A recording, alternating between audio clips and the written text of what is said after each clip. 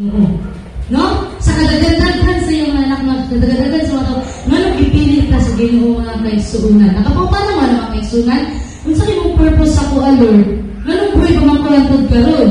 Nung anong yan, no? Daghan niya, na-purpose sa Ginoo sa ito mga kaigsuunan o gipilit tayo niya. No? So kung mga kaigsuunan, di ta maglahan, no? So, ako ang iskutan ka mga kaigsuunan is matulad siya.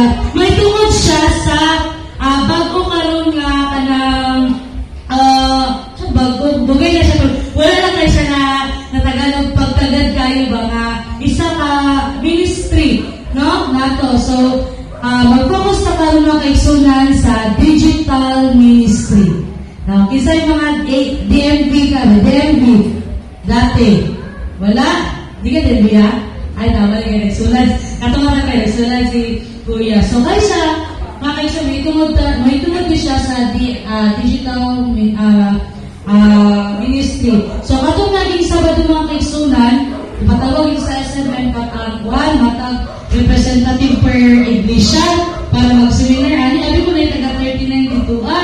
So, wala gali. So, nara rin po sa itong district, kanakato, Green Valley o Upper London.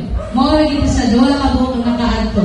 So, since wala nga po katuloy ko makaisang taga-39, ako na lang nagawin na ang presentation dito mga kaigsunan. Okay lang, isa sa mga message or lecture dito mga kaigsunan. May tunod din siya sa DMV, sa Digital Missionary.